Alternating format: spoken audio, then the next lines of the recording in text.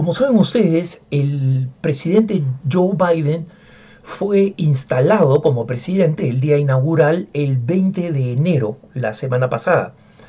Y durante su inauguración, que fue un momento apoteósico como es el de la transición de todo presidente en la historia de los Estados Unidos, los obispos católicos norteamericanos, presididos por un obispo hispano, por un arzobispo hispano que ustedes seguramente conocen, el arzobispo José Gómez, que es arzobispo de Los Ángeles, y un hombre de gran calidad humana y al que nunca le ha gustado el conflicto innecesario.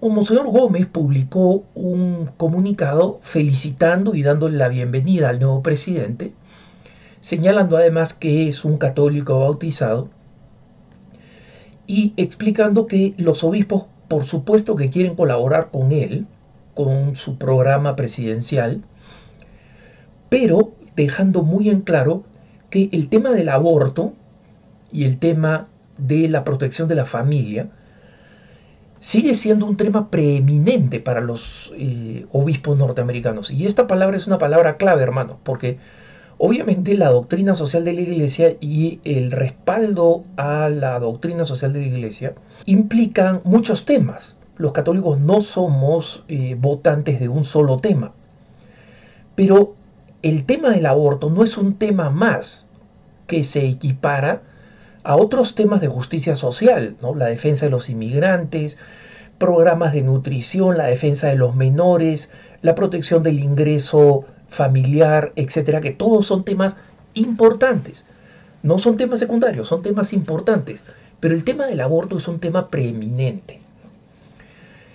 Esto era de esperarse de los obispos y especialmente de un arzobispo que es presidente del episcopado y que además, dado que estaba publicando este documento como un documento oficial del episcopado, consultó con sus hermanos obispos. Sin embargo, a un cardenal, el cardenal Blaise Zuppich, que es el arzobispo de Chicago, este documento le molestó. Y le molestó porque él, durante el proceso de aprobación del documento, tengan en cuenta ustedes que el episcopado norteamericano tiene cerca de 200 obispos, si se incluyen los obispos auxiliares, ¿no? Y los obispos dimisionarios, es decir, aquellos que han dejado su puesto, que han renunciado, cumplido los 75 años, pero que todavía están bien de salud y se les considera participantes de la conferencia episcopal, aunque no tengan derecho a voto, ¿no? Pero son informados de todos los procesos. Entonces, conseguir, digamos, una aprobación requiere de una mayoría importante, pero nunca existe la pretensión de que exista consenso absoluto. Entonces, el proceso es un proceso básicamente democrático, ¿no? Cuando hay una masa crítica, una mayoría significativa que apoya la publicación del documento, el documento se publica. El cardenal Zuppich estuvo muy enojado y él básicamente publicó una serie de tweets quejándose de este documento, diciendo que era inoportuno, y son varios los católicos de izquierda que han apoyado a la candidatura del presidente Biden, que dicen que este documento de la conferencia episcopal no debió haber tenido nada de crítico. Y ojo, el documento es un documento de una página y media, o sea, no es un textito corto de saludo. Y es un documento donde explica, a nombre del episcopado norteamericano, el arzobispo Gómez, la importancia que tiene la comunión de ideas en grandes temas fundamentales, como por ejemplo la inmigración, la creación de un salario familiar, la acogida de los refugiados, la no discriminación de personas por sus creencias religiosas, muchos puntos que la agenda del presidente Biden ha destacado. Pero estos católicos de izquierda, junto con el cardenal Zuppich, han dicho que era inoportuno que se presentara alguna crítica, no solamente la bienvenida, el ofrecimiento de oraciones. Para los que quieran leer el documento lo publicamos en Así Prensa, el documento del arzobispo Gómez, Y es un documento absolutamente decente y cristiano, porque efectivamente sí le da la bienvenida al presidente Biden como corresponde, pero señala los puntos en los que esperan poder trabajar y que esperan además que el presidente Biden, especialmente porque se proclama católico, considere la posibilidad de cambiar de opinión, y es específicamente el aborto, ¿no? Entonces tengan en cuenta ustedes que el aniversario de la decisión judicial que legalizó el aborto, ¿no?, ha cumplido 48 años esa decisión, y a los 2 días de haber sido inaugurado, el 22 de enero, que se cumple esa fatídica decisión judicial en Estados Unidos que legalizó federalmente el aborto, esta decisión fue celebrada por el presidente Biden, diciendo que él no solamente quería celebrar esta decisión, sino que había llegado el momento de codificarla. ¿Qué cosa significa codificarla?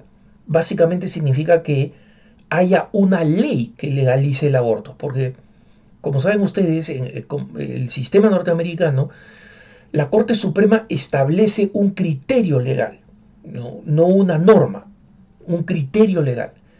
Y ese criterio legal básicamente queda abierto mientras se respete el, entre comillas, derecho al aborto. Los distintos estados tienen la posibilidad de restringirlo siempre y cuando las cortes consideren que no impide completamente el aborto. Y eso es lo que han estado haciendo las organizaciones pro vida en Estados Unidos. Sistemáticamente han ido reduciendo la viabilidad y la facilidad de conseguir el aborto en un gran territorio de los Estados Unidos. Por supuesto, los estados más liberales como California, como Nueva York, como los estados en general de la costa este de los Estados Unidos, son estados que tienen el aborto extremadamente protegido e incluso forzado, ¿no? Es decir, pagado con dinero estatal, etc. Pero cuando el presidente Biden dice que quiere codificar el aborto, lo que está diciendo es que él quiere aprobar una ley en los Estados Unidos que pase el Congreso, que luego pase el Senado y que sea firmada por el presidente, en la cual las interpretaciones más radicales y liberales a favor de matar niños en el vientre se conviertan en ley federal. Es decir, ya no solamente una interpretación, sino que, en resumen, la ley del aborto de California o de Nueva York sea la ley que se impone en todos los Estados Unidos, incluso en los estados de mayor tradición cristiana, los que tienen el mayor número de limitaciones al aborto, ¿no?, y que han sido los más exitosos para hacerlo. Obviamente, ese presidente no puede decir que quiere evitar el conflicto en torno al aborto, no puede decir que él cree en el aborto de manera personal, pero que está en contra del aborto de manera personal, porque ese ha sido el argumento de Biden. Él dice, mira, con mi iglesia yo estoy de acuerdo con que la vida en el vientre materno es una vida, pero no puedo imponer esa opinión religiosa a las demás personas. No puedo imponer eso a quienes no son católicos, y porque tengo que ser presidente de todos los norteamericanos. Y eso es verdad. Pero el aborto no es un procedimiento cuestionable porque lo digan las autoridades de su iglesia, de mi iglesia también, porque yo soy católico, sino porque es una violación de un derecho humano fundamental, de una persona que ya es persona, es decir, que ya tiene la característica de persona, desde el momento de la concepción. Entonces, es muy importante entender que los obispos no tenían ninguna razón para decirle a Biden, oye, tengo un bonito día, no te vamos a interrumpir en tu celebración, porque el día de la celebración de la inauguración del presidente Biden habían bebés muriendo. Entonces, que esto quede claro. Aquellos que se han enojado con el arzobispo Gómez, incluyendo al cardenal Cupich, que por si acaso no ha recibido ningún apoyo de ningún otro obispo, al contrario, los obispos norteamericanos que han afirmado esta realidad, es decir, que han salido a decir que el presidente ha hecho bien, son una mayoría importante. Unos lo han hecho a través de documentos, otros lo han hecho a través de Twitter, ¿no? Pero todos han salido al paso del cardenal Cupich y a apoyar al arzobispo Gómez. Para los católicos no hay descanso de cuando defendemos la vida y defendemos toda vida, en todo proceso, y defendemos los medios justos para que esa vida prospere, para que cuente con los recursos adecuados, por supuesto.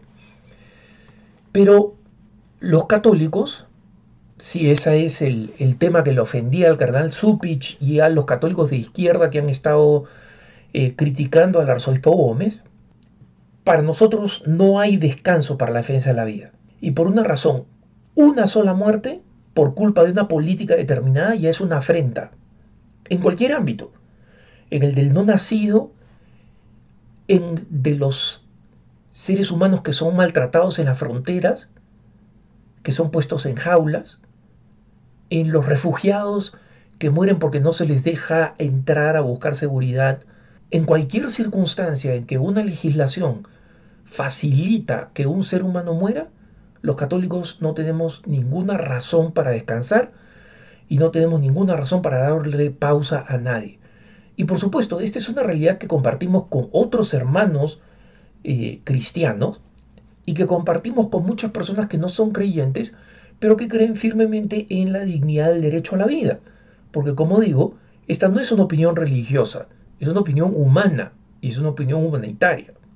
Pero he destacado que somos nosotros los católicos porque el cardenal Cupich y los católicos de izquierda que han estado criticando el documento del episcopado norteamericano lo han hecho diciendo que con más motivo, sabiendo que el presidente Biden es católico, los católicos debimos, y especialmente los obispos, debimos haberle dado una, entre comillas, pausa. No, señor. Esa pausa no se la vamos a dar ni a él ni a nadie mientras sigan muriendo niños en el vientre materno. Que tengas un buen día.